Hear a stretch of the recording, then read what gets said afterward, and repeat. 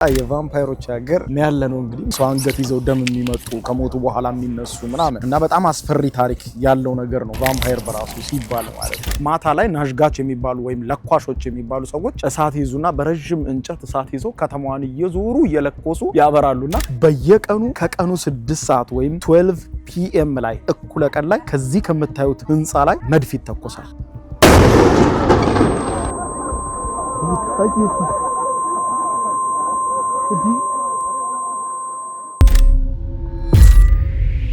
ሰላም ተመልካቾቼ፣ ዛሬ ያለነው ደግሞ የት ነው? ላለፉት 160 ዓመታት በየቀኑ ያለማቋረጥ ከቀኑ 6 ሰዓት ላይ በመሃል ዋና ከተማዋ ላይ መድፍ የሚተኮስባት ከመድፉም ጀርባ አስገራሚ የሆነ ሚስጥራዊ ነገር ያለባት እንዲሁም የቫምፓየሮች ሀገር ተብላ የምትጠራው ክሮሺያ የክሮሺያ ዋና ከተማ ዛግረብ ነን። ዛግረብና ቫምፓየር ምን ያገናኛቸዋል? ከቀኑ 6 ሰዓት የሚተኮሰው መድፍ እያየንና ድምጹን እየሰማን ከመድፉ ጀርባ ያለውን ታሪክ አወጋቸዋለሁ። እንዲሁም የዓለማችን የወንድ ልጆችን ከረባት በአስገራሚ ሁኔታ ለዓለም ያስተዋወቀችው የብዙ ጥንታዊ ነገሮች መገኛ አስገራሚዋ ክሮሺያ ዛግረብ የዛሬው የጉብኝታችን ሀገር ከተማ ሆኖ ተመርጧል ማለት ነው። እስከ ፍጻሜው ቆዩ፣ የትም እንዳትሄዱ። ሰብስክራይብ በማድረግ የደወል ምልክቷን መጫን በፍጹም እንዳትዘነጉ። ይህንን ቪዲዮ ደግሞ በክብር ስፖንሰር አድርገው ወደ እናንተ እንዲደርስ ያደረጉት አቢሲኒያ ባንክና ፊሶን ሪል ስቴት ናቸው።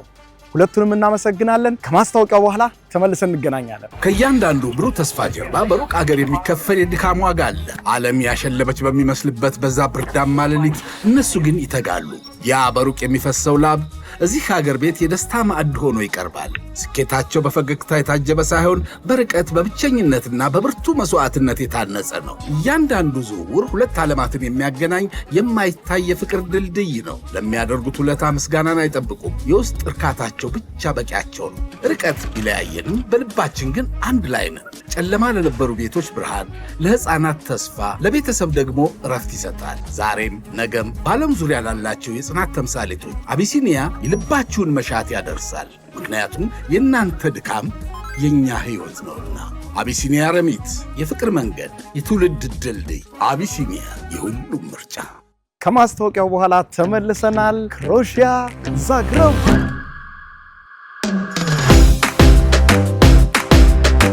እንግዲህ በመጀመሪያ የመጣ ነው አፐር ታውን የተሰኘው ከከተማዋ ከፍ ብሎ የሚገኘው ነው። ከዚህ ኦልድ ከተማ የጀመርንበት የራሱ የሆነ ምክንያት አለው። አንደኛው ከተማዋን ማለትም ይችን ከተማ ስላችሁ አፐር ታውን ዛግረብ አለ። የክሮሺያ ዋና ከተማ ዛግረብ ነው። ዛግረብ ከተማ መሃል ላይ ደግሞ አፐር ታውን የምትባል አሁን የምገኝባት ይቺ መንደር አለች። ከከተማው ላይ ከፍ ብላ ነው የምትገኘው፣ ተራራ ነገር ላይ ነው የምትገኘው። እንደገና በጣም ኦልድ ሲቲ ነች ማለት በጣም ረጅም ጊዜ ያስቆጠረ ወደ 1000 ዓመት በላይ የሚሆን ታሪክ ያለው ሰፈር። ስለዚህ ሰፈሩ ሙሉ በሙሉ አልፈረሰም ወይም ተጠብቆ እንዲቆይ ተደርጓል። እና በጣም የሚያስገርመው ነገር እሱ አይደለም፣ የመንገድ መብራቶቹን ብታዩ ራሱ ከዓለም በጣም የተለዩ ናቸው። ይኸውላችሁ ከተማው ላይ ብትዞሩ በሙሉ የመንገድ መብራቶቹ በሙሉ የተለዩ ናቸው። የተለዩ ናቸው ስላችሁ በቅርጻቸው አይደለም። ሁሉንም ካያችሁ እዚህ ጋርም ብትመጡ ታዩታላችሁ። በሙሉ ከተማዋን ስትዞሩ እቺ አፐር ታውን የምትባለው ከተማ ላይ በጠቅላላ ያለው የመንገድ መብራት በሙሉ ልክ የዛሬ 160 ዓመት በፊት የተገጠመው ራሱ የመንገድ መብራት ነው። መብራት ስላችሁ ደግሞ የሚበራው ልክ በዘመናዊ መብራት ዓለም በተንቆጠቆጠበት ሰዓት እነሱ ግን ናዥጋች ነው የሚባሉት ባልሳሳት ናዥጋች በእነሱ በክሮሺያ ቋንቋ ናዥጋች ወይም ናዥጋን እንደዛ ነገር ነው የሚባሉት። እነዛ ለኳሾች ይባላሉና እነዚህ የምታያቸው አምፖሎች ሳይሆኑ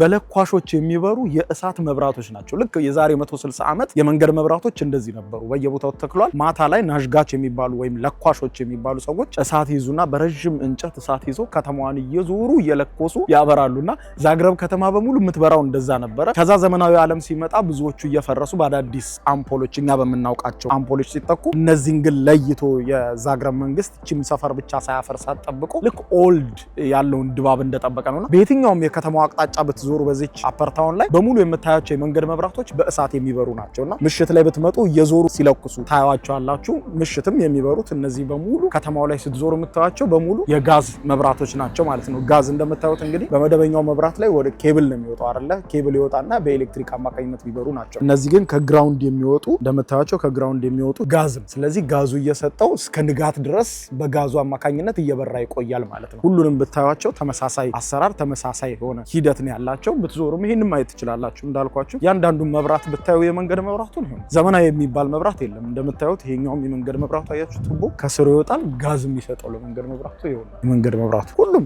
የታወቁ እነዚህ አብያተ ክርስቲያናቶቹ በሙሉ በዚህ መልኩ ነው መብራት የሚያገኙት ኦል ዘ ዌይ ይሄ አፐር ታውንን በሙሉ ስትዞሩ ማለት ነው። እንደምታዩት በሙሉ በሙሉ ኦልድ ነው። በመታገኙት አቅጣጫ ሁሉ ብትገቡ የምታገኙቸው የመንገድ መብራቶች እንደዚህ ናቸውና ምሽት ላይ ብዙ ሰው ይጨናነቃል። እነዚህ ለኳሾቹን እየተከተሉ ሲለኩሱ ማየት ራሱ የራሱ የሆነ ድባብ አለ። ታያቸዋላችሁ። አንድ አይነት ይዘት ያላቸው መብራቶች ናቸው። እንግዲህ የክሮኤሺያ መንግስት ይህንን ያደረገበት ዋናው ቀዳሚ ምክንያት ቱሪዝም ነው። ምክንያቱም በመላው ዓለም ስትዞሩ በጣም አዳዲስ ነገሮች ምናምን ቢሆንም እዚህ ደግሞ ኦልዲስ ድባቡን የዛሬ 160 ዓመት በፊት ከተማ የነበረችበትን ድባብ በመጠበቅ ለከተማው ማሳየት አማራጭ ነገር መፍጠር። ምክንያቱም መላው አውሮፓ ፈርሰው በጣም በዘመናዊ ነገር እየተንቆጠቆጡ ሲመጡ እነኚህ ደግሞ ትንሽ ለየት ለማድረግ ብለው ኦልዲስ ነገር እንዲኖርና የዛሬ 160 ዓመቱን ነገር ድባቡን ከተማ ውስጥ እንዲቃኙት ለማድረግ ነው የክሮኤሺያ መንግስት ይህንን ያደረገው ማለት ነው። እና ባይዘው እንደዚህ አይነት በጋዝ የሚበሩ መብራቶች ለቱሪዝም ተብለው በዓለም ላይ በሙሉ የቀሩት 3 ከተሞች ላይ ብቻ ነው። አንደኛው ዛግረብ ነው፣ ሁለተኛው ፕራግ ነው። ፕራግ ማለት እንግዲህ የቼክ ሪፐብሊክ ዋና ከተማ ማለት ነው። ስለዚህ የቼክ ሪፐብሊክ ዋና ከተማ ላይ ስትሄዱም በተመሳሳይ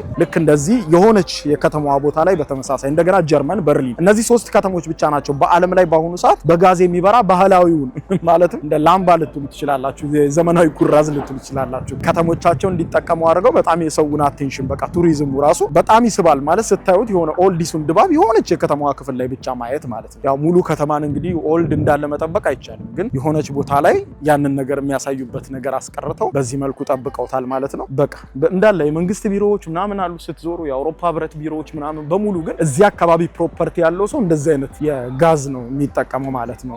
ማለትም ኩራዝ ነገር ነው የሚጠቀመው ማለት ነው። እንዳለ የመንገድ መብራቶቹ እነዚህ ናቸው። እንግዲህ ማታ ከተመቸኝ ደግሞ ሲበሩ አሳያችኋለሁ ወደዚህ መጥቼ ማለት ነው። እንግዲህ አፐር ታውንን የሚለያት ኢቭን ማለት ነው እዚህ ሰፈር እድሳት እንኳን ተከናውኖ አዳዲስ የመንገድ መብራቶች ሲተከሉ የግድ የድሮውን ዲዛይን እና የድሮውን ቅርጽ እንደ ድሮ ደግሞ በመብራት ሳይሆን ዘመናዊ መብራት ሳይሆን እንደ ድሮ ልክ በጋዝ የሚበራ የእሳት የመንገድ መብራት ነው። ለምሳሌ ይሄ ሰፈር አሁን ትንሽ ታድሷል፣ ወክ ወይ ምናምን ተሰርቶበታል፣ ገናም እየታደሰም ነው መንገዱ ምናምን እና በየቦታው ላይ የምታያቸው የመንገድ መብራቶች በሙሉ እንደዚህ ይኸውላችሁ በጋዝ የሚበሩ ተደርገው ነው የሚሰሩት። ሉክ አሁን እንግዲህ ቀረብ አድርገን ራሱ ውስጡ ማየት እንችላለን። አይ ቲንክ ዙም በደንብ ካሳያችሁ አያችሁ ውስጥ አምፖል አይደለም ያለው እና ኢማጂን ቦታው ላይ የሚኖረው ውበት ቦታው ላይ የሚኖረውን ድባብ ዝም ብላችሁ ኢማጂን ማድረግ ትችላላችሁ ምን ያህል ሊያምር እንደሚችል። ሌላ ደግሞ የሚያስገርም ነገር አላት። ሌላ የሚያስገርም ነገር ደግሞ እንግዲህ ይሄንን ማሳያችሁ ልክ ከቀኑ 6 ሰዓት ሲል ነው። አሁን ኦሬዲ 11 ሰዓት ከ7 ይላል በኔ አቆጣጠር 11 ሰዓት ከ7 ወይም ማለዳ 5 ሰዓት ከ7 ደቂቃ ነው። ከ40 ደቂቃዎች በኋላ ይቺ ከተማ በየዕለቱ ብቻ አፐር ታውን የምትባለው ከተማ በየዕለቱ የምታደርገው አንድ ክስተት አለ። እሱን አሳያችኋለሁ ማለት ነው። ኦኬ ሊጀመር እንግዲህ ጥቂት ደቂቃዎች ስለቀሩ ኤክስፕሌን ላድርግላችሁ ከመጀመሩ በፊት ማለት ነው። እዚህ ዛግረብ ከተማ ላይ አንድ ዓለምን የሚያስደንቅ ክስተት አለ። የትም ዓለም ላይ ብትሄዱ የማታገኙት እኩለ ቀን ላይ ከቀኑ 6 ሰዓት ወይም ደግሞ 12 ፒኤም ሲሆን ሚድዴይ ላይ ማለት ነው እዚች ከተማ ላይ መድፍ ይተኮሳል። ኤቭሪ ዴይ ማለት ነው። ይሄ ከኋላ የምታዩት አጥር አለ። ከዚህ አጥር ውስጥ ያለ ትልቅ ማማ አለ። በዛ በኩል ማማውን ማየት ይቻላል። በጣም ትልቅ ማማ ነው። እንግዲህ ይሄ መድፍ የሚተኮስበት ሁኔታ ብዙ ሰዎች ስለማያውቁ በየቀኑ 6 ሰዓት ላይ መድፍ እንደሚተኮስ ስለማያውቁ ልክ ሲተኮስ በተለይ ቱሪስቶች በጣም ይደናገጣሉ። ግን ይሄ ክስተት በታሪክ ውስጥ ላለፉት 160 ዓመታት ሳይቋረጥ እስካሁን ድረስ የቀጠለ ክስተት ነው። 160 ዓመት ማለት ረጅም ነው ማለት በ160 ዓመት ውስጥ የተቋረጠው በሁለት ክስተቶች ብቻ ነው። የመጀመሪያው የአንደኛው ዓለም ጦርነት እንደተቋጨ ሰው እንግዲህ በጣም አውሮፓ ከባድ ምስቅልቅል ውስጥ ነበረች። በጣም ብዙ እዚህ ጎረቤታቸው በተለይ ቦስኒያ ሄርዞጎቪና እዚህም ከተማው በጣም ትራውማ ላይ ስለነበረ ሰው መድፍ ሲተኮስ በጣም የመደናገጥ ጭንቀት ውስጥ የመግባት ሁኔታ ስለነበረ ለ8 ዓመት ያክል ተቋርጦ ነበረ በዚህ በ160 ዓመት ታሪክ ውስጥ ማለት ነው። እና ለ8 ዓመት ተቋረጠና ድጋሚ ይጀመር ተብሎ ድጋሚ ተጀምሮ ለረጅም ዘመናት ከተተኮሰ በኋላ ደግሞ በቅርብ ለመጀመሪያ ጊዜ የተቋረጠው ለ400 ቀን የተቋረጠው ለሁለተኛ ጊዜ ማለት ነው። በሁለት ክስተት ነው የተቋረጠው ብያችኋለሁ። የመጀመሪያው አንደኛው ዓለም ጦርነት በኋላ ህዝቡ ትራውማ ውስጥ ስለገባ ተኩስ ሲሰማ ስለሚደናገጥ፣ ሁለተኛው ደግሞ በ2020 ማለትም ከዛሬ 6 ዓመት 7 ዓመት ገደማ በፊት ማለት ነው። ያም የተቋረጠው ለአንድ ዓመት ያክል ለአንድ ዓመት ከምናምን ወር ለ402 ቀን ነው የተቋረጠው። 402 ቀን ነው ኤግዛክት ለ402 ቀን ነው የተቋረጠው። ያ የተቋረጠበት ምክንያት ደግሞ በዚህ በከተማው አቅራቢያ የመሬት መንቀጥቀጥ ነበረና በተለይ ህዝቡ በጣም ከፍተኛ ድንጋጤ ውስጥ ገብቶ ስለነበረ ልክ መድፉ ሲተኮስ ድጋሚ ይደናገጣል በሚል መንግስቱ ወስኖ ይሄ ነገር ይቆም ብሎ አስቆሞት ነበር። ገሷት ህዝቡ ከዛ በኋላ ታሪካዊ መለያችን ነው ለምንድን ነው የሚቆመው ብሎ ከዓመት ከምናምን በኋላ ወይም ከ400 2 ቀን የመቋረጥ በኋላ ድጋሚ መድፉ እንዲጀመር አድርጓል። እንግዲህ መድፍ መተኮስ ላለፈው 160 ዓመት በዚህች ከተማ ላይ ሳይቋረጥ የቀጠለ ክስተት ሆኗል። አሁንም ሊተኮስ ትንሽ ደቂቃዎች ነው የቀሩት። ከዛ በፊት እንግዲህ እንዴት እንደሚተኮስና ለምን እንደሚተኮስ ልንገራችሁ ብዬ በሁለት ምክንያቶች ነው ይሄ መድፍ ከተማዋ ላይ ኤቭሪዴ ከቀኑ 6 ሰዓት ላይ የሚተኮስ። የመጀመሪያው ምክንያት እንግዲህ በቤተክርስቲያኖች ምክንያት ነው የሚተኮሰው። በቤተክርስቲያኖች ምክንያት ስላችሁ እንግዲህ አውሮፓ የምታውቁ ያው በአውሮፓ ይዞራችሁ የተመለከታችሁ የአውሮፓ አብያተ ክርስቲያናት ምን ያደርጋሉ? ልክ የሰዓቱ ወጃ አላቸው፣ ደውል ይደወላል በየሰዓቱ ከቤተክርስቲያኖች። ስለዚህ እዚህ ዛግረብ ላይ እንግዲህ ከዛሬ 160 ዓመት በፊት ምን አይነት ክስተት ነበረ? ሁሉም ቤተክርስቲያኖች የራሳቸው የሆነ ሰዓት አቆጣጠር አላቸውና ልክ ከቀኑ 6 ሰዓት ሲሆን ይደውላሉ ደውል። ስለዚህ ልክ ከቀኑ 6 ሰዓት ሲሆን እርስ በርስ አይጠባበቁም ቤተክርስቲያኖች፣ ወይም እኩል አይደለም የሚደውሉት። አንዱ ቤተክርስቲያን ይደውላል፣ አንደኛው ቤተክርስቲያን ከ2 ደቂቃ በኋላ ይደውላል፣ አንደኛው ከ5 ደቂቃ በኋላ ይደውላል። ከተማዋ ልክ 6 ሰዓት ሲሆን የተለያዩ ደውሎች በተለያየ ደቂቃ እስከ 7 ሰዓት ድረስ ሙሉ ሰዓቱን በሙሉ የተለያዩ ደውሎች ይሰማሉና ያ ደውል የከተማው ህዝብ ረበሸን የሚል ኮምፕሌን ሲያቀርብ በወቅቱ የነበሩት የዛግረብ ዋና ከተማ የዛግረብ አስተዳደር ኃላፊዎች አንድ መፍትሄ እናምጣ ብለው የአብያተ ክርስቲያናቱ መሪዎች በሙሉ ሰበሰቡና ይሄን ነገር እንወያይበት፣ ከተማው ላይ እንዲህ አይነት ክስተት እንዳይኖር ምን እናድርግ የሚለውን ተወያዩ። እንግዲህ የዛሬ 160 ዓመት በነበራቸው ሜንታሊቲ ስታስቡ ይሄኛው መፍትሄ አመጡ ማለት ነው። ይሄ መፍትሄ ምንድነው? መንግስት ልክ ያችን ሰዓት ጠብቆ ከቀኑ 6 ሰዓት ከ00 ሲል አንድ መድፍ ይተኩሳል። ያ መድፍ ደግሞ በመላው ከተማዋ ይሰማል። ስለዚህ ያንን መድፍ ድምጽ ተከትለው ደግሞ አብያተ ክርስቲያናቱ እኩል ደውል እንዲደውሉ።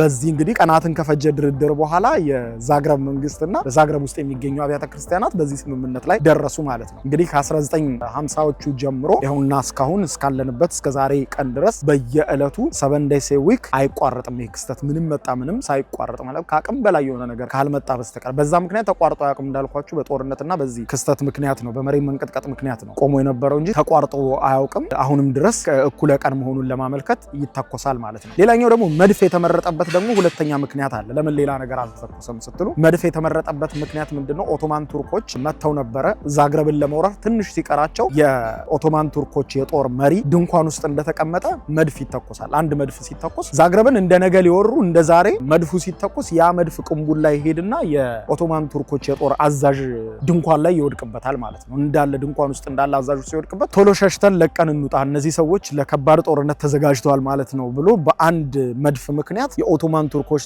ጦር ወደ ኋላ ሸሸና ከተማዋን ሳይወር ቀረ። ዛግረብም እንግዲህ በኦቶማን ቱርኮች ሳትወረር በዛ ምክንያት ዳነች የሚል ታሪክ አለና ያንን ለማስታወስ ያቺ አንድ መድፍ ያደረገችውን የከተማዋን መዳን ለማስታወስ መድፍ ደግሞ እንደ አንድ አማራጭ ሆኖ ይሄ ተኮስ የሚለው ከመሳሪያዎች ሁሉ ቀድሞ በዚህ ሆኗል ማለት ነው። እንግዲህ ዘመን ሰልጥኖ ከዛ በኋላ እንግዲህ እኩል የምንግባባበት ሰዓትም ቢመጣም አሁንም ድረስ ያንን ካልቸር ላለመልቀቅ ያንን ነገር ለማስታወስ በሚል ዛሬም ድረስ እንግዲህ በየዕለቱ መድፍ ይተኮሳል ማለት ነው። ስለዚህ አሁን እንግዲህ ቅድም እንደነገርኳችሁ የተወሰኑ ደቂቃዎች ናቸው የሚቀሩት። እነዚህ ጉንዳኖች ካለኔ ካሜራ ላዩም እንዲህ ካሜራ ላይ ወጡ ጉንዳኖች ታው በጉንዳንኛ ስድባውሱኝ እስቲ በጉንዳንኛ ምንድን ጉንዳኖች የሚሰሙት ቋንቋ ምን ወታዱ ከካሜራ ይለ ምን ሆነዋል እነዚህ ጉንዳኖች? ካሜራ አይተያቁም፣ አያሽ ቭሎገር አይተያቁም። ኢትዮጵያ ጉንዳኖች ያቁኛል ባይዘው፣ እናንተ ግን ማታቁኝ ክሮሺያ ጉንዳኖች። ይኸውላችሁ እንግዲህ ከደቂቃዎች በኋላ የሚተኮሰው መድፍ ከዚች ማማ ላይ ነው ላለፉት 160 ዓመታት እየተተኮሰ ያለው። ዛሬም የሚተኮሰው ከዚህ ማማ ላይ ነው ማለት ነው። ይኸውላችሁ በማማው በዚህ በስተቀኝ ሳይድ ላይ እንደምታዩት መድፉ አፉን አውጥቷል። አሁን የሚተኮሰው መድፍ ታዩታላችሁ። እዚህ ጋር አይሮን ያላ ይታይ ዙም አድርጌው ነው በጣም ከዚህ ጋር ማለት ነውና እንግዲህ በደንብ ይሰማል እንሰማለን። አሁን እንግዲህ እንደምታዩት ዛግረብ ላይ 11 ሰዓት ከ56 ወይም ደግሞ 5 ሰዓት ከ56 ደቂቃ ሆኗል። ኦሬዲ 4 ደቂቃ ነው የቀረው መድፉ ሊተኮስ ከዚህ ከኋላ ካለው ማማ ላይ ማለት ነው። ስለዚህ እየጠበቅን ነው። አይ ቲንክ ብዙ ቱሪስቶችም ይወላችሁ የመድፍ መተኮሱን እየጠበቁ እንደምታዩት እየጠበቁ ነው የመድፉን መተኮስ። እንግዲህ ተዘጋጁ ተብለናል። በጣም ከፍተኛ የሆነ ድምጽ ነው የሚያወጣው ብለዋል። ከ57 ሆኗል። 3 minutes 1 minute 1 ደቂቃ ብቻ ቀረ። 1 ደቂቃ አሁን ልንሰማ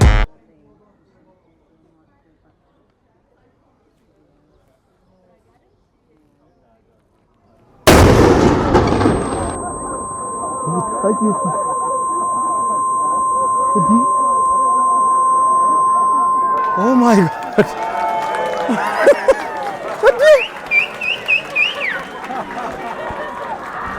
እዲ every single day imagine what a ያው ቀደም እንዳልኳችሁ አሁን ቤተክርስቲያኖቹ ተከትለው መደወል ጀመሩ።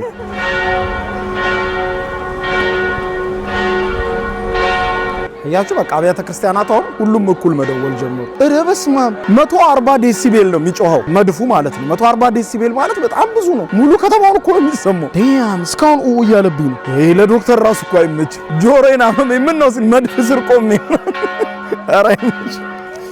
ለማንኛውም እንግዲህ እዚች ከተማ ብቻ ከመላው ዓለም የተለየ ነገር የምታገኙት አንዱ ይሄ ነው ማለት ነው። ስለዚህ ሰው ጉብኝታችን አሁንም ቀጥሏል። አብራችን ቆዩ። ፋሽንን፣ ዝነጣን፣ ውበትን ስናነሳ እንግዲህ ሱፍ የሚለውን ልብስ አለማንሳት አንችልም።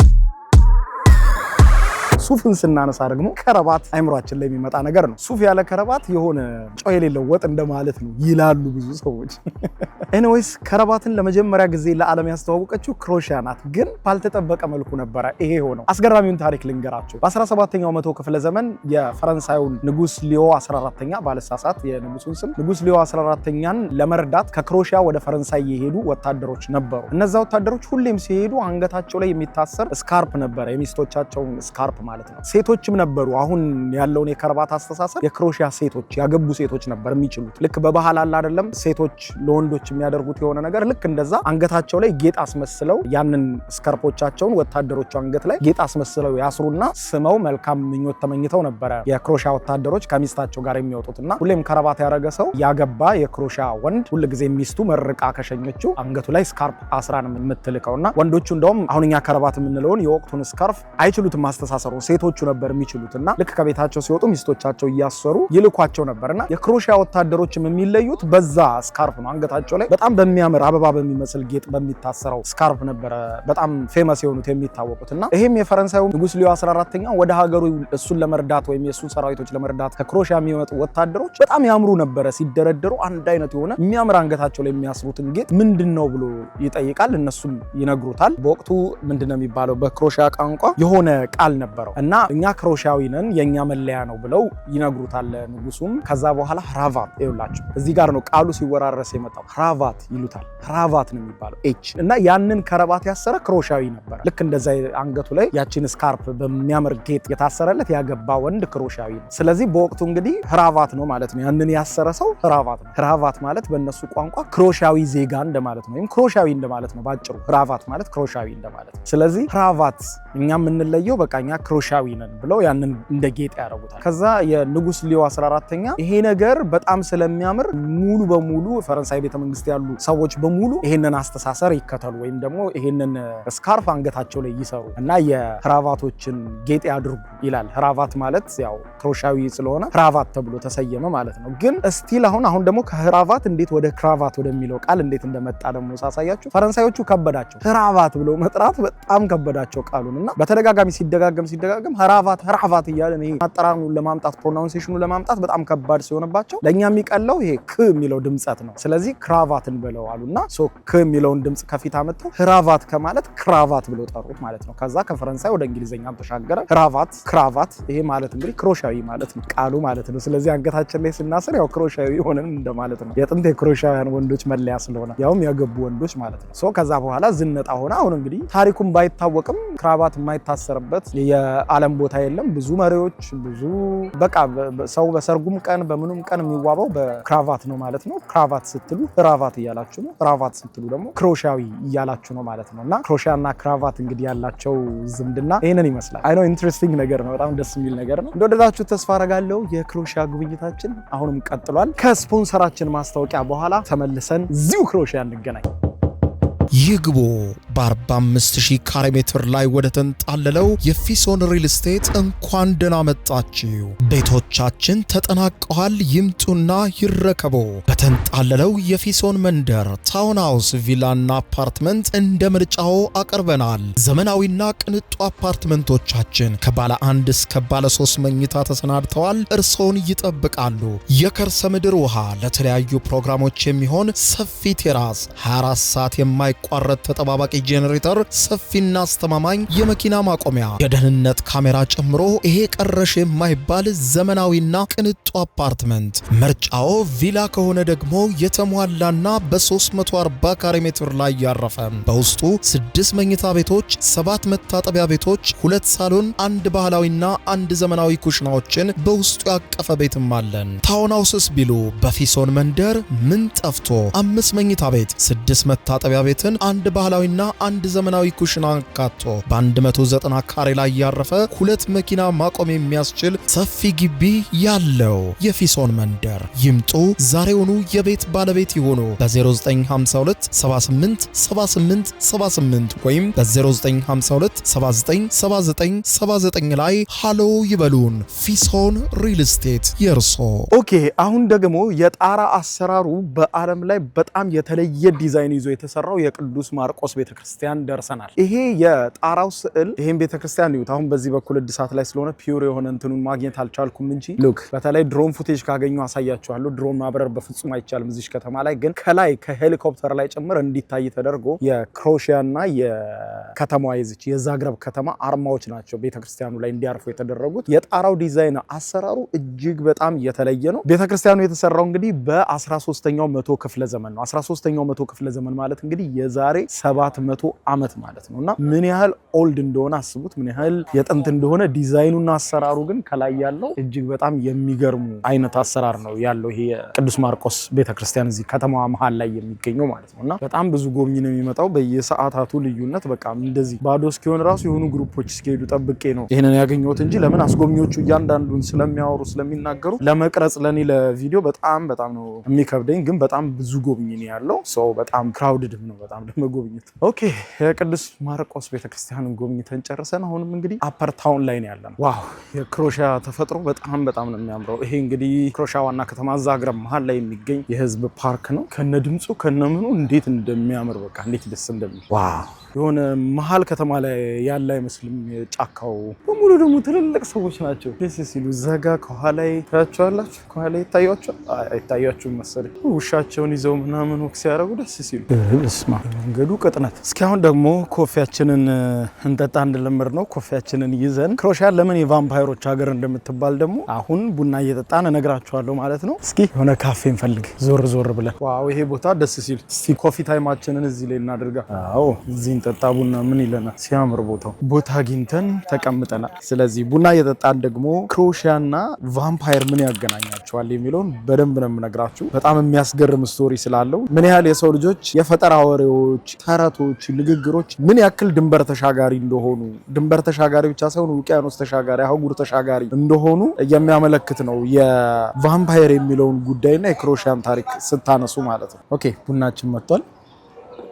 እንግዲህ ቡናችንን እየጠጣን ስለ ቫምፓየር እና ክሮሺያ ምን ያገናኛቸዋል የሚለውን እንግዲህ ቫምፓየር ሲባል ብዙዎቻችሁ ሰምታችኋል። በእርግጠኝነት የቫምፓየር ፊልሞች ተመልክታችኋል። ሰው አንገት ይዘው ደም የሚመጡ ከሞቱ በኋላ የሚነሱ ምናምን እና በጣም አስፈሪ ታሪክ ያለው ነገር ነው ቫምፓየር በራሱ ሲባል ማለት ነው። ኢቨን ይቀያየራሉ ተብሎ በጣም ቆንጆ ሰው ሆነው ይቆዩና በኋላ ይቀየሩና ደግሞ ቫምፓየር ሆነው የሰው ደም ይመጣሉ፣ የሰው አንገት ይመጣሉ የሚሉ ብዙ በጣም በተመሳሳይ ታሪኮች ይሰማል። ታሪኩ እንግዲህ ያለ ምክንያት አይደለም የተነሳው። ያው ሁሉም ነገር የሆነ መነሻ ቦታ አለው። ከዛ በኋላ ነው የሚስፋፋው ማለት ነው። ስለዚህ እንግዲህ የመጀመሪያው ወሬ መጣው ክሪንጋ ከምትባል ከዚቹ የክሮሺያ መንደር ነው። ክሮሺያ ውስጥ ክሪንጋ የምትባል አንዲት መንደር አለች እና እዛ መንደር ውስጥ ጁሬ የተባለ ጁሬ ነው ስሙ በታሪኩ ላይ ያነበብኩት። ጁሬ የተባለ ሰው ቫምፓየር ነው የሰው ደም ይመጣል የሚል ነገር መወራት ይጀምራል። ማለትም ያ ሰውዬ እኮ ሞቷል። ከሞተ በኋላ የከተማዋ አንዲት ሴት በህልሟ ተነስቶ መጥቶ ደም ሲመጥ አየሁኝ ብላ ታወራለች። ከዛ ያ ነገር በሙሉ ይስፋፋና አንዳንድ ሰዎችን በቃ ኢሉዥን ውስጥ በመግባት እንግዲህ ሆኖ በ16ኛው መቶ ክፍለ ዘመን ነው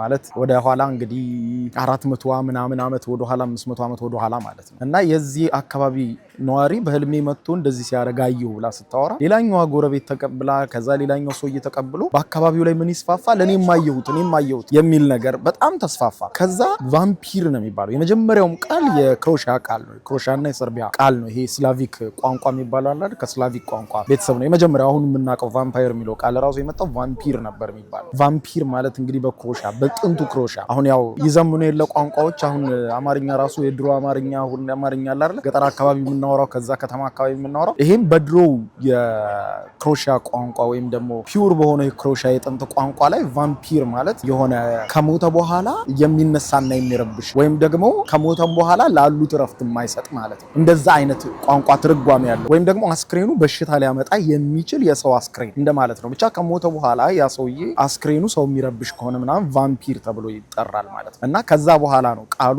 ወደ ፈረንሳይ ወደ እንግሊዘኛ ቋንቋ ምናምን ሲዞር ቫምፓየር ተብሎ የተቀየረው እንጂ ቫምፓየር የሚባል የእንግሊዘኛ ቃል ፍቺ የለም። በ19ኛው መቶ ክፍለ ዘመን አጋማሽ ላይ ነው ራሱ ቫምፓየር የሚለው ቃል በእንግሊዘኛ መዝገበ ቃላት ውስጥ የተካተተው እንጂ መነሻው እቺው መንደር ነበረች። ታዲያ የመንደሩ ሰው ይህንን እያወራ መጨረሻ ላይ ለ4 ዓመት ከምናምን ይሄ ነገር በስፋት ይወራና የአካባቢው ሰው በጣም በቃ ሄደን እንየው ተቀበረበትን ብለው ሄደው ሁሉ ሰውዬ የተቀበረበትን ቦታ ሁሉ ቆፍሮ አስክሬኑን እስከ ማውጣትና አስክሬኑ ላይ መጥፎ ነገር እስከ ማድረስ ጭምር የደረሱበት በጣም አስገራሚና በጣም ሾኪንግ የሆነ አጋጣሚ አለና ከዛ በኋላ ነው እንግዲህ አሁን ቫምፓየር የምንለው ነገር እዛች መንደር ላይ ሆኖ ተሰማ በ16ኛው መቶ ክፍለ ዘመን አጋማሽ። ከዛ በኋላ ወጥቶ ወደነ ሰርቢያ ወደነ ይሄ ጎረቤት ያሉ ሀገሮች መሰማት ከዛም ወደ ላይ ደግሞ ወደነ ጀርመን ፈረንሳይ እየተስፋፋ ይሄ ወሬ ይመጣል ማለት ነው። ከዛ በኋላ ወደ ዩኬም ይገባል፣ ወደ ሰሜን አሜሪካም ጭምር ይስፋፋል። ከዛ ለመጀመሪያ ጊዜ ብዙዎቻችሁ የምታውቁት በ18ኛው መቶ ክፍለ ዘመን አጋማሽ አንድ ታዋቂ ደራሲ መጽሐፍ ይጽፋል፣ ድራኩላ የተባለ መጽሐፍ ማለት ነው። እና ድራኩላ የሚባለው መጽሐፍ ያው ስለ ቫምፓየር ታሪኮች የሚያወራ ነው። እና ይሄ ልክ እንደተሰማ እንደዚህ አይነት ነገር አለ እየተባለ ሲወራ ታሪኩ በጣም ተስፋፋና በወቅቱ የነበሩ ጋዜጦችም በስፋት የመንደሯ ክስተት ምናምን እያሉ ይዘግቡት ጀመር። ከዚህ ጋር በመገናኘት እንግዲህ ይሄ ታሪኩ በጣም ፖፑላር የሆነ እየተስፋፋ ሲመጣ ብዙ ጸሐፊዎች ደግሞ አቴንሽን ይጥሉበታል። ያው እንደምታውቁት የሆነ ነገር ሲመጣ በዛ ላይ ደግሞ ሰዎች በጣም ስለሚነጋገሩ በዚህ ቶፒክ ላይ መጽሐፍ ብጽፍ በዚህ ቶፒክ ላይ ዘገባ በሰራ ይላሉ ጋዜጦች። እና በዛ ምክንያት እንግዲህ የመጀመሪያው የቫምፓየር ታሪክ ከዛች መንደር ተሰምቶ ወደ አውሮፓ ሲስፋፋ የተለያዩ ጋዜጦች ከቨሬጅ ሲያገኝ በ18ኛው መቶ ክፍለ ዘመን ደግሞ ታሪኩን መዞ አንድ ጸሐፊ ድራኩላ የተባለ በጣም ታዋቂ ዝነኛ የሆነ ያው ብዙዎቻችሁ የምታውቁት ይመስለኛል በኋላም ወደ ፊልም ስለተቀየረ መጽሐፉ ፖፑላር የሆነ መጽሐፍ ይጽፋል፣ ብዙዎችም ይነጋገሩበታል በመላው ዓለም። በዚህ መልክ ወሬው ተስፋፋ። ከዛ በኋላ የፊልሙ አብዮት ሲፈነዳ እንግዲህ በጣም ብዙ ፊልሞች ተከታታይ ሁሉ ነው ቫምፓየር ዲያሪ ምናምን ብዙ ከቅርብ ጊዜዎቹ የምታስታውሱት ከጥንቶቹ በጣም ብዙ መጥቀስ ይቻላል። ብዙ እነዚህ የቫምፓየሮች የደም መጣጮች መሰራጨት ጀመረ ማለት ነው እንጂ ምንም አይነት መሰረት የለውም። የዚች የክሮኤሽያዋ እንግዲህ ክሪንጋ የተባለች መንደር ላይ የተነሳ ትንሽዬ ወሬ አድጎ ነው በኋላ በዓለም አቀፍ ደረጃ ለፊልም ኢንዱስትሪ ለመጽሐፍ ምናምን የሆነው እና ክሮኤሽያን አሁን ላይ ሲገልጿት ቫምፓየሮች ሀገር የሚሏት ለዛ ነው። የቫምፓየር ወሬ ከዚህ ነው የጀመረው እና በኋላም በመላው ዓለም የተስፋፋው የነሱ ቋንቋ ነው። ቫምፒር ወደ ቫምፓየር ተቀይሮ በዓለም ላይ በሰፊው መነጋገሪያ ሆነው እንግዲህ ይህንን ስናነሳ ያገኟቸው መረጃዎች ያው እንዳልኳችሁ እንግዲህ ከሳይንስ ፐርስፔክቲቭ ይህንን ስናየው ምንም አይነት ማረጋገጫ የሌለው ተራ ነገር ነው የሚለው ሳይንስ። ምንም አይነት ማረጋገጫ የለውም። ቫምፓየር የሚባሉ ከሞቱ በኋላ እየተነሱ የሰው ደም የሚመጡ ማይሞቱ ምናምን እንደዚህ የሚባል ነገር የለም የሚለው ሳይንስ። በወቅቱ በነገራችን ላይ ከወሬም በዘለለ በጣም ብዙ የዓለምን ሕዝብ ስላስጨነቀ ነገሩ ሳይንስ በራሱ ሰፊ የሆነ ምርምር ተካሂዶበታል። በጣም ብዙ ሰዎች አስተያየት እንዲሰጡበት ተደርጓል። ብዙ ምርምሮች ተከናውነዋል። በሙሉ ምርምሮቹም ንግግሮቹም የተባሉትም ነገሮች በሙሉ የሚያመለክቱት ይሄ ነገር በጣም ተራ ወሬ መሆኑንና ምንም አይነት ማረጋገጫ ወይም ደግሞ ምንም ውሃ የሚያነሳ ነገር ከጀርባው እንደሌለ ነው። ከኋላ በጣም ይሄዳሉ እንትኖች እዚህ ጋር ነው ትራሙ የሚሄድበት ሀዲዱ የትራሙ ሀዲድ እዚህ ጋር ስላለ ልክ ትራሞቹ ሲያርፉ በጣም ነው ድምጻቸው የሚረብሸው፣ ለማውራት አይመችምና እሱን አጋጣሚ እየተጠቀምኩ ቡናዬን ፉት እያልኩ ነው። ስለዚህም እንግዲህ ቫምፓየር የሚለው ነገር ብዙዎቻችሁ በዚህ አጋጣሚ ስለ ነገሩ የምታውቁ ታውቃላችሁ። ያው የሚታወቅ ነገር ስለሆነ ለማታውቁ ግን ጥሩ መነሻ የሚሆናችሁ ነገር ሰጥቷችኋል ብዬ አስባለሁ። ይህ ፕሮግራም እንግዲህ የቫምፓየሮች ሀገር እየተባለች የምትጠራው ለዚህ ነው፣ ክሮኤሽያ ማለት ነው። ስለዚህ ክሮኤሽያ የቫምፓየሮች ሀገር ያለ ነው። እንግዲህ ምንም ቫምፓየር አላየም፣ እንዲህ የሚባል ነገር የለም። አፈታሪክ ነው ያው እንደ ሳይንስ ገለጻ ከሆነም። ስለዚህ እስኪ አሁንም እንግዲህ ጉብኝታችንን እንቀጥል አይደለም። ሌትስ ጎ። ክሮኤሽያን ስናነሳ ደግሞ ኒኮላ ቴስላን እናነሳለን። እንግዲህ ያው ኒኮላ ቴስላ ስንል ደግሞ ብዙዎቻችሁ ስለ ኒኮላ ቴስላ ታውቃላችሁ ብዬ አስባለሁ። እዚህ ያረፍኩበት ሆቴል ጨምሮ ይኸውላችሁ ይሄ የኒኮላ ቴስላ ላምፕ ዲያግራም ይሄ እንደምታዩት እና በዚህ ሆቴል ውስጥ አብዛኛው ግድግዳዎቹ ላይ እዛ ጋር እንደምታዩት ዲያግራም አለ። ሉክ ቀጥታ ኦል ዘ ዌይ ኮሪደሩን ስትሄድ ግድግዳው ላይ ኒኮላ ቴስላ የሰራቸው የፈጠራ ስራዎች የተለያዩ ዲያግራሞች በግድግዳው ላይ ታያላችሁ። ይህም ማለት እንግዲህ ኒኮላ ቴስላ በጣም ነው የሚከበረው እዚህ ክሮኤሽያ ውስጥ፣ ምክንያቱም የትውልድ ሀገሩ ክሮኤሽያ ናት። ስለዚህ በሆቴሎች ግድግዳ ላይ ምናምን የእሱን ፎቶ የእሱን የፈጠራ ስራ ዲያግራሞች ሉክ አሁን እዚህ ጋር እንደምታዩት ይኸው የኒኮላ ቴስላ ፎቶ። ያው እሱን ለመግለጽ የሚጠቀሙበት ሀፍ ድረስ ፊቱ ድረስ ይስሉትና ከላይ መንገድ ያደረጉታል። የተለያዩ ማማዎች ይወላችሁ ታላችሁ እዚህ ጋር የነበረው እሳቤ ማለት ነው። ማለትም ኒኮላ ቴስላ እንግዲህ መብራትን በነፃ ለዓለም ማለትም መብራትን በዋይርለስ ቴክኖሎጂ አማካኝነት በነፃ ለዓለም ለማድረስ ጭምር ህልም ነበረው። ብዙ ፈጠራ ነበረውና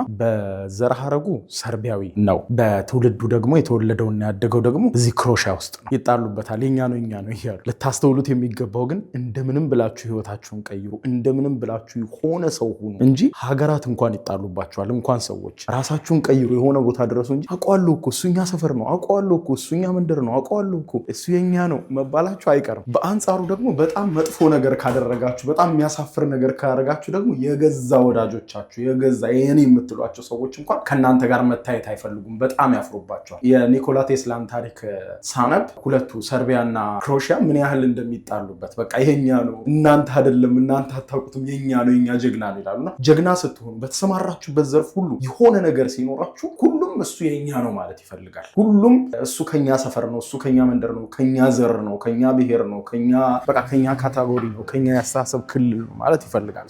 በጣም የሚገርመኝ ግን እሱ በአንዴም በዘመኑ ሁለቱንም ሀገራት እኩል ነው ሲጠቅሳቸው ይኖረው። ማለትም ያው በዘሬ ሰርቢያዊ ነኝ በትውልድና እድገቴ ደግሞ ክሮሻዊ ነኝ ብሎም ተናግሮ ነበርና ያን ያህል እንኳን ተናግሮ አሁን ክሮሻ ውስጥ ስትመጡ ዛግረብ ከተማ ውስጥ የተለያዩ ሐውልቶች ታያላችሁ። የሱ ብቻ ለአንድ ሰው ብቻ ለሱ ብቻ ሙዚየም አቋቁመውለታል። በጣም ትልቅ ሙዚየም ሰርተውለታልና እኔ ራሱ ባረፍኩበት ሆቴል የሱ ፎቶግራፍ በየግድግዳው ነው ያለው፣ ውስጥ ሩሞች ውስጥ ነው ያለው ምናምንና እዚህም ስትሄዱ የተለያዩ አደባባዮች ላይ መንገድ ስያሜዎች ላይ በስፋት ታገኙታላችሁ። ከዚህ ቀደምም ነግሬያቸዋለሁ፣ መቄዶንያ በነበረው ቪዲዮ ላይም ተናግሬያለሁ። ግሪክና መቄዶንያ ራሱ አሌክሳንደር ዘ ግሬትን የኛ ነው እያሉ ይጣሉበታል። እነዛም የኛ ነው ከኛ ዘር ነው ይላሉ። እና እኔ የሚገባኝ አንድ ነገር ነው፣ ብቻ ራሳችሁን ከቀየራችሁና የሆነው ሰው ከሆናችሁ የማይፈልጋችሁ አንድም ሰው አታገኙ። ሁሉም እናንተን የኔ ለማለት ይሽቀዳደማል። ስለዚህ እንግዲህ ኒኮላ ቴስላ በጣም ብዙ ፈጠራዎች የነበሩት ሰው ነው እንደምታውቁት። ምናልባት ስለሱ አንድ ራሱን የቻለ ፕሮግራም ልሰራላችሁ እችላለሁ። ዛግረብ የሚገኘውን ሙዚየም እየጎበኘው እያንዳንዱ ያገኛቸውን ነገሮች እያብራራን ማየት እንችላለን። ግን በጣም ብዙ ፈጠራዎች አሉት፣ በጣም ብዙ ማለት ነው። ከአምፖል ጋር ብናነሳ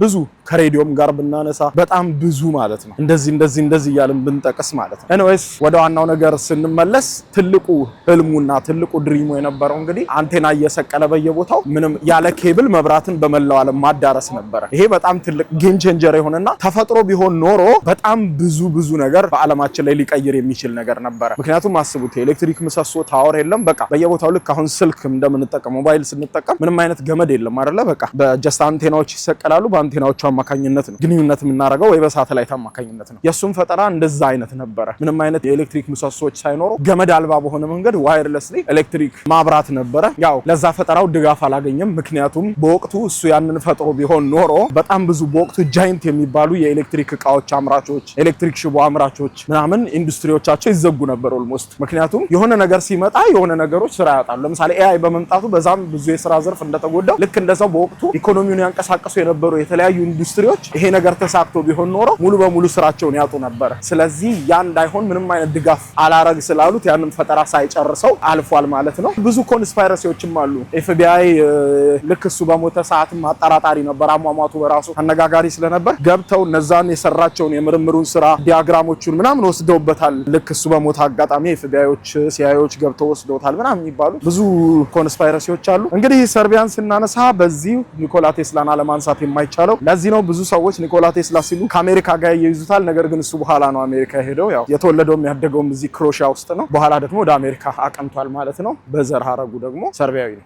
ይህንን ይመስላል እንግዲህ ጉብኝታችን ቀጥሏል። ኦኬ እዚህ ጋር ደግሞ አንድ ኢንትረስቲንግ የሆነ ሐውልት ላሳያችሁ። የዚች ሴት ሐውልት። ይቺ ሴት ሐውልቷ ላይ እንደምታዩት እንግዲህ በጭንቅላቷ የሆነ ነገር ተሸክማ ነው የምታዩት። ልክ እንዴት ነው በቅርጫት ነገር የሆነ ነገር ተሸክማ ነው የምታዩት ሴት። ሐውልቱ ላይ እንደምታዩቸው ትልቅ ሴት ናቸው። ከላይ ደግሞ ተሸክመዋል። ይሄ ሐውልት ለማን እንደተሰራ ታውቃላችሁ? ኩሚጻ ባሪጻ ነው የሚባለው ወይም ኩሚካ ባሪካ አይ ዶንት ኖ አጠራሩን በእነሱ በቋንቋቸው ማለት ነው። እዚህ ጋር አጠር ያለው ታሪክ ተጽፏል። ይሄኛው በ2006 ዓመተ ምህረት ነው ይሄ ሐውልት እንዲቆም የተደረገው። ይሄውም ከገጠር ወደ ከተማ ያው ብዙዎቻችን ሀገር ውስጥ አሉ ከገጠር ወደ ከተማ እየመጡ የግብርና ምርቶችን የሚሸጡና በዚህችም በዛግረብ ከተማ ከጥንት ጀምሮ እየመጡ አሁንም ድረስ ማለት ነው። ይኸውላችሁ እዚህ ጋር ገበያ ፋርመርስ ማርኬት ነው እና እዚህ ፋርመርስ ማርኬት ውስጥ የተለያዩ ገበሬዎች ከገጠር ክፍል እየመጡ ለከተማዋ ሰው ቲማቲም፣ ሽንኩርት፣ ድንች የመሳሰሉ የግብርና ውጤቶችን ለከተማው ሕዝብ ይሸጣሉ እና እነሱን ለማመስገን የቆመ ሐውልት ነው የምትመለከቱት። ይሄ ኩሚሳ ባሪጻ ይባላል። ኩሚሳ ማለት የተለመደ ገበሬዎች የሚጠሩበት ስም ነው በክሮሺያ ቋንቋ ማለት ነው። አይዶን ነው በትክክል ኩሚጻ ይሁን ባሪጻ ይሁን እንዴት እንደጠራሁት አላውቅም፣ ግን ትክክለኛ ፕሮናንሴሽኑ እነሱ ይጥሩት። ዋናው እኔ አንጓውን ላስይዛችሁ። ስለዚህ ይሄ ሐውልት እንግዲህ እነሱን እናቶች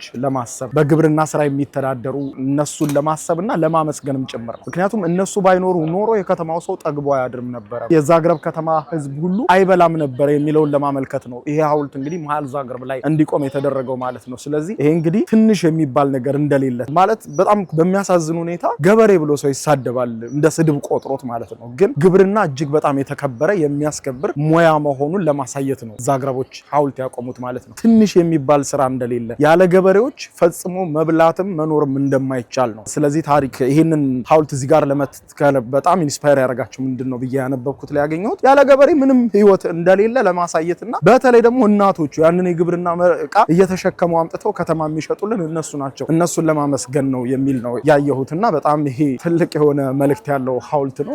በጣም አስገርሞኛል። በጣም ደስ ብሎኛል። ይኸውላችሁ እንግዲህ ከሱ ወረድ ስንል የተለያዩ የግብርና ምርቶች እዚህ ላይ ይሸጣሉ ማለት ነው። የምታዩቸው አብዛኞቹ ትልልቅ ሰዎች ናቸው ሲሸጡ የምታዩቸው ማለት ነውና እነሱን ለማመስገን ነው ይሄም የቆመው። ይሄን ይመስላል። እንዴት አያችሁት? ኤኒዌይስ አሁን ወደ ላይኛው የከተማው ክፍል መውጣት አለብኝና በጣም ቱማች ደረጃ አለውና እንዳየሁት ከሆነና እንደ አለኝ ኢንፎርሜሽን ከሆነ ደግሞ ኤሌቬተር አለ ወደ ከተማው ተራራ ጫፍ ላይ የሚያወጣችሁ ሊፍት አለና ሊፍቱን 50 ሳንቲም ያስከፍላል።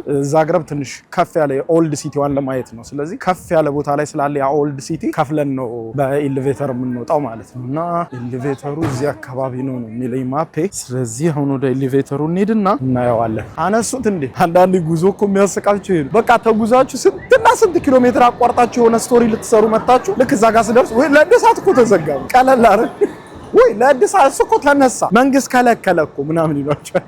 በሌላ በኩል ልዙር ካልኩኝ ወደ 17-18 ደቂቃ ይወስድብኛል። ግን በዚህ በስቴርሱ ከሆነ ኦልሞስት 2 ሚኒት። ምክንያቱም አሁን ኔታችን ያለው ያ ከተማ ያለው ላይ ነው፣ ከፍ ያለ ቦታ ላይ ነው። ስለዚህ ኤሌቬተሩን መፈለግ ግዴታ ነው። እንደ ኬብል ካር አይነት ነገር ነው ወደ ላይ የሚወስዳችሁ። አገኘሁት። ይኸውና ታዩታላችሁ። ጋራው በጎንና በጎን ደረጃ አለ። እግራችሁን እስኪዝል ድረስ መውጣት ትችላላችሁ። ይኸውና በእነዚህ ደረጃዎች ተጠቅማችሁ ወደ ላይ መውጣት ትችላላችሁ። እኛ ግን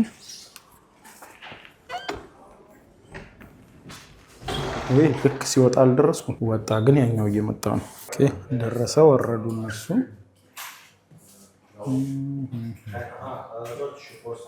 እኛ እዚህ ጋር ገዝተን እንግባ። እንደምታዩት 50 ሳንቲም ነው። ኦኬ ታንክ ዩ ዩ ዌልካም። ኦኬ very beautiful over there. Yes. Okay. You want to be here? Okay. እዛ ጋር መሆን ፈለጉ። ስለዚህ እኛ እዚህ ጋር እንሆናለን። ይዘጋ ነው። ዘጋ። እያንዳንዱ ደቂቃው ይሄዳል ይመጣል። ማን ይጠብቃል ታዲያ? በደረጃ ነው የሚጓዘው። ዋው! በዚህ በኩል ስታዩ ከተማዋ በቃ ቁጭ ብላ ነው የምታዩት። ከላይ ታዩታላችሁ የከተማው ጣራው ምናምን ልክ የሚገርም ቪው ነው ያለው። በቃ ከተማውን ከስር ለማየት አሁን እንግዲህ ወደ ኦልድ ታውናቸው ወጣን ማለት ነው። አክቹሊ ታች ያለውም ኦልድ ነው እኮ ምን ኦልድ እንዳሉት እንየው እንጂ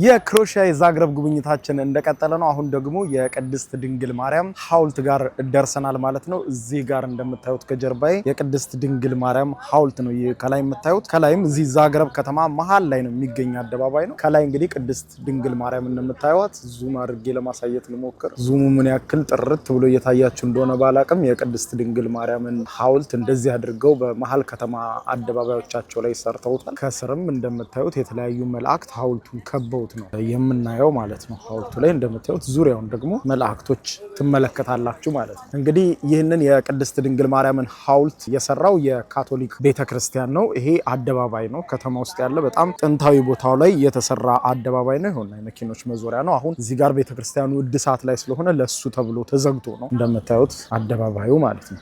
ብዙ ሰዎች ይመጣሉ፣ እዚህ ጋር ፎቶ ይነሳሉ የቅድስት ድንግል ማርያም ሐውልት ጋር። እዚህ ጋር ደግሞ ታዋቂው የዛግረብ ካቴድራል ቤተክርስቲያን ነው ያለው። አሁን እሱም እድሳት ላይ ነው። እንደምታዩት ላይ ዶሞቹ እየታደሱ ነው የሚገኙት። የግራና የቀኝ ክንፉና መግቢያው ላይ እንደምታዩት እድሳት እየተካሄደ ነው የሚገኘው። እጅግ በጣም ግዙፍ ነው። እንግዲህ የሃይማኖቱን ነገር ካነሳን 78% የክሮኤሺያ ሰዎች የካቶሊክ እምነት ተከታይ ናቸው። 6% ደግሞ የሃይማኖት የለንም ብለው ያስመዘገቡ ሲሆኑ ቀሪዎቹ 3% የሚሆኑ ደግሞ የኦርቶዶክስ ክርስትና እምነት ተከታዮች ናቸው። ቀሪዎቹ ደግሞ የተለያየ እምነት ተከታዮች ናቸው ማለት ነው። እና እንደምታዩት ይሄ በጣም ጥንታዊና ረጅም ጊዜ ጊዜ ያስቆጠረ ነው። ከ200 ዓመት በላይ ያስቆጠረ የካቶሊክ ቤተክርስቲያን ነው። ገብተን እስቲ ከተቻለ ቪዲዮ መቅረጽ አስፈቀደን ገብተን አይ ቲንክ እድሳት ላይ ነው ያለው። ውስጡ ራሱ ገብተን ለመቅረጽ እንሞክር። ሳንረብሽ የሚጸልዩ ሰዎች እየጸለዩ ነው። ሰዎች መቅረጽ ክልክል ነው የሚል ምንም አይነት ሳይን የለም። ግን ያው ቤተክርስቲያኑ እድሳት ላይ ነው እንደምታዩት። እዚህ ጋርም ኮንስትራክሽን ላይ ናቸው። እዛ ጋር ጸሎት አለ። ሰዎች እየጸለዩ እየጎበኙ ያሉ አሉ። የሚገርም ታላችሁ የበሩ ትልቀት በራሱ ኤኒዌይስ እድሳት ላይ ነው። ስለዚህ እንውጣ እንግዲህ ጉብኝታችንን እንቀጥል። ክሮኤሺያ ኦልሞስት እንግዲህ ሙዚየም ውስጥ እንደመሄድ ብዬ ልገልጸው እችላለሁ። ምክንያቱም በጣም የሚገርሙ ነገሮች ነው የምታዩት። በተለይ ኪነ ህንፃ ምናምን ለምትወዱ ሰዎች፣ ታሪክ ለሚመስጣችሁ ሰዎች this is the right place። በስማ የሚገርም ቦታ። የክሮኤሺያ ጉብኝታችን ይሄንን ይመስላል። እንደወደዳችሁ ተስፋ አደርጋለሁ። በሌላ ጊዜ በሌላ ሀገር በሌላ ቦታ በሌላ ከተማ እስከምንገናኝ ድረስ ባባይ ቻው። ይግቡ በ45000 ካሬ ሜትር ላይ ወደ ተንጣለለው የፊሶን ሪል ስቴት እንኳን ደህና መጣችሁ። ቤቶቻችን ተጠናቀዋል። ይምጡና ይረከቡ። በተንጣለለው የፊሶን መንደር ታውን ሃውስ፣ ቪላና አፓርትመንት እንደ ምርጫው አቅርበናል። ዘመናዊና ቅንጡ አፓርትመንቶቻችን ከባለ 1 እስከ ባለ 3 መኝታ ተሰናድተዋል። እርሶን ይጠብቃሉ። የከርሰ ምድር ውሃ፣ ለተለያዩ ፕሮግራሞች የሚሆን ሰፊ ቴራስ፣ 24 ሰዓት የማይቋረጥ ተጠባባቂ ጄኔሬተር፣ ሰፊና አስተማማኝ የመኪና ማቆሚያ፣ የደህንነት ካሜራ ጨምሮ ይሄ ቀረሽ የማይባል ዘመናዊና ቅንጡ አፓርትመንት። ምርጫው ቪላ ከሆነ ደግሞ የተሟላና በ340 ካሬ ሜትር ላይ ያረፈ በውስጡ 6 መኝታ ቤቶች፣ 7 መታጠቢያ ቤቶች፣ 2 ሳሎን፣ 1 ባህላዊና 1 ዘመናዊ ኩሽናዎችን በውስጡ ያቀፈ ቤትም አለን። ታውን ሃውስስ ቢሉ በፊሶን መንደር ምን ጠፍቶ 5 መኝታ ቤት፣ 6 መታጠቢያ ቤትን፣ 1 ባህላዊና 1 ዘመናዊ ኩሽና አካቶ በ190 ካሬ ላይ ያረፈ 2 መኪና ማቆም የሚያስችል ሰፊ ግቢ ያለው የፊሶን መንደር። ይምጡ፣ ዛሬውኑ የቤት ባለቤት ይሆኑ። በ0952 78 78 78 ወይም በ0952 79 79 79 ላይ ሃሎ ይበሉን። ፊሶን ሪል ስቴት የርሶ። አሁን ከልቦ ለመሳቅ ይዘጋጁ። ጊዜው የአቧራው ጨሰ ቲያትር ነው። ዘወትር ዓርብ በ12 ሰዓት በዓለም ሲኒማ ቀጠሮን ያደርጉ። ወይ አቧራው ጨሰ፣ ቅድስት ገብረ ሥላሴ፣ ቃል ኪዳን ታምሮ፣ ሱራፌል ብስራትና አቤል ብርሃኑ የወይኗ ልጅ በድንቅ ሁኔታ ይተውኑበታል። ከኔ ጋር ግን አንግባባም አይደል? ሳቅ እንደ ጥጥ ይፈተላል። በቃላት እያዋዛ በድርጊት ያስደምማል።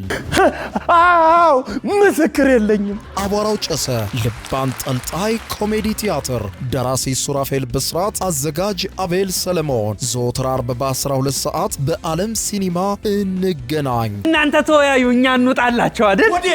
ወዴት ነው የምትሄደው? አቧራው ጨሰ የዘመኑ ምርጥ ኮሜዲ ቲያትር። ከእያንዳንዱ ብሩህ ተስፋ ጀርባ በሩቅ አገር የሚከፈል የድካም ዋጋ አለ። ዓለም ያሸለበች በሚመስልበት በዛ ብርዳማ ሌሊት እነሱ ግን ይተጋሉ። ያ በሩቅ የሚፈሰው ላብ እዚህ ሀገር ቤት የደስታ ማዕድ ሆኖ ይቀርባል። ስኬታቸው በፈገግታ የታጀበ ሳይሆን በርቀት በብቸኝነትና በብርቱ መስዋዕትነት የታነጸ ነው። እያንዳንዱ ዝውውር 2 ዓለማትን የሚያገናኝ የማይታይ የፍቅር ድልድይ ነው። ለሚያደርጉት ውለታ ምስጋናን አይጠብቁም። የውስጥ እርካታቸው ብቻ በቂያቸው ነው። ርቀት ቢለያየንም በልባችን ግን አንድ ላይ ነን። ጨለማ ለነበሩ ቤቶች ብርሃን፣ ለሕፃናት ተስፋ፣ ለቤተሰብ ደግሞ እረፍት ይሰጣል። ዛሬም ነገም በዓለም ዙሪያ ላላቸው የጽናት ተምሳሌቶች አቢሲኒያ የልባችሁን መሻት ያደርሳል። ምክንያቱም የእናንተ ድካም የእኛ ሕይወት ነውና። አቢሲኒያ ረሚት፣ የፍቅር መንገድ፣ የትውልድ ድልድይ። አቢሲኒያ የሁሉም ምርጫ። የዩቲዩብ የስኬት ሚስጥሮችን በዝርዝር የያዘው የአቤል ብርሃኑ የወይኗ ልጅ መጽሐፍ 2ኛ እትም በገበያ ላይ። ዩቲዩብ ለመጀመር በአጭር ጊዜ ስኬትን ለመቀዳጀት አስበዋል? ዩቲዩብ ብጀምር ስንት ብር አገኘሁም ብሎ አስበዋል? እንግዲያውስ በዩቲዩብ 2 የወርቅ 3 የብር ሽልማቶችን ያገኘው የአቤል ብርሃኑ የወይኗ ልጅ የዩቲዩብ ሚስጥሮች መጽሐፍ በዝርዝር ሁሉንም ያብራራሉታል። ዛሬውኑ ገዝተው ህልሞን እውን የሚያደርጉበትን የዩቲዩብ የስኬት መንገድ ይጀምሩ። በሀገር ቤት አከፋፋይ አዲስ አበባ ሜክሲኮ ኮሜርስ መጽሐፍት መደብር። በውጭ ሀገራት ለምትገኙ ከአማዞን ላይ ብታዙ በቀናት ውስጥ ደጁ ይደርሳል። የአማዞን ሊንኩን እዚህ ቪዲዮ ኮሜንት ላይ ያገኙታል። የዩቲዩብ ሚስጥሮች፣ ዘመኑ ጋር ተፈላጊ መጽሐፍ።